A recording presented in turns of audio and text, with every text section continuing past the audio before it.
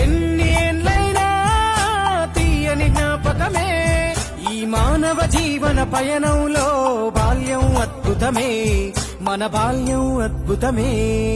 వీరి వీరి గుమ్మడి పండు వీరి పేరేమి తాగుడు మూతలు దండకోర్ వీరి పేరేమి